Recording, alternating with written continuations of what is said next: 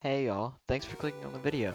If you came from my short, you already know that this video is because one of my subscribers asked for me to make a video about decks in the meta. I'm not going to make a video on every single one because that would take hours. Instead, I'm going to make it on the top 5 in the meta, which are Dragapult EX, Gardevoir EX, Marnie's Grimmsnarl EX, Raging Bolt EX, and the Eeveelution deck. Note that these are not the top 5 strongest, but rather the 5 with the most success rates currently. I'm going to use this point to say to please like and subscribe. It's completely free and it helps out a ton. Without further ado, let's get into it. When I first saw that there was a deck built around Flareon, Sylveon, and Leafeon, I was understandably confused. After all, I had seen many comments online saying that Prismatic Evolutions was very unmeta and had very little to contribute to the game. This is the deck I know the least about, so I'm going to try and sum it up to the best of my abilities.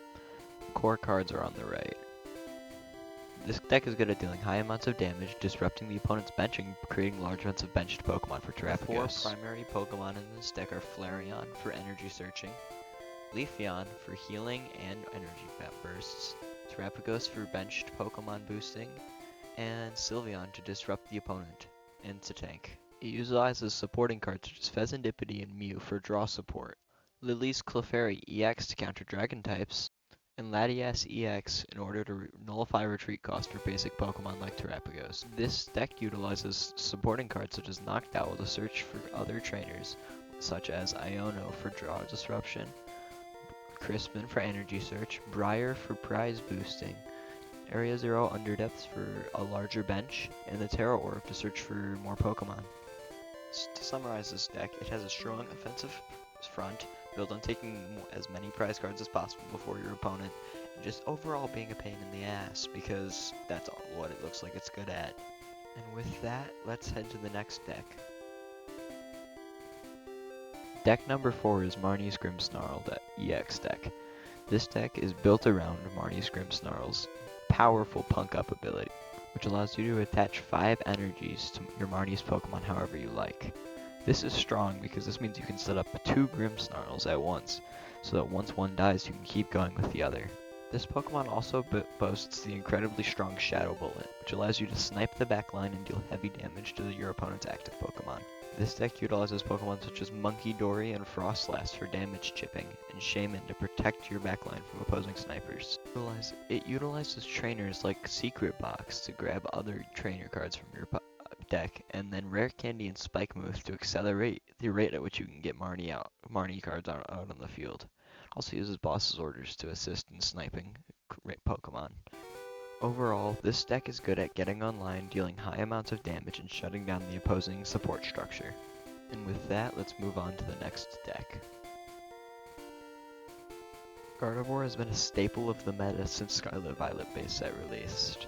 With its powerful Psychic Embrace ability, it can pull a Psychic Energy from the discard pile and put it onto a Pokemon, dealing damage to them.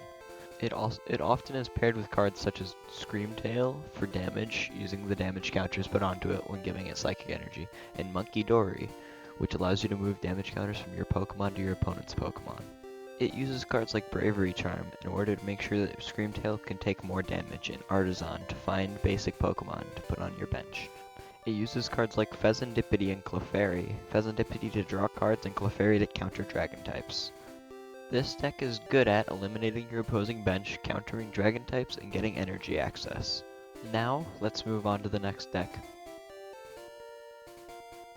Raging Bolt is built around attaching energies to Pokemon like Tealmask Ogerpon and Raging Bolt.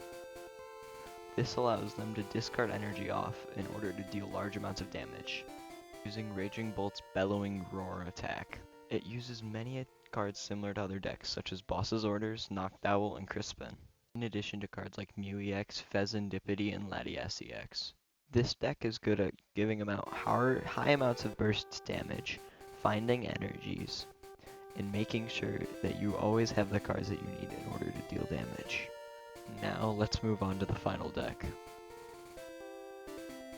And in first place, we have our little menace to society, Dragapult. This deck is quite literally just about Dragapult sniping the opposing line as hard as they can. And that's quite about all there is to it. It uses basically Pheasantipede and Monkey Dory for support, and that's about it. This deck is good at dealing high amounts of burst damage, sniping the opposing backline, and it has a quick uptime to get into position. To summarize the current meta of the Pokemon TCG, it is built on high damage, high reward decks that allow you to draw and quickly get your cards up and into position to deal high amounts of damage as quickly as possible. That's all I've got for today. Please like, comment which of these decks is your favorite, and subscribe so you can continue to encourage me to make more videos like this. Thanks for watching.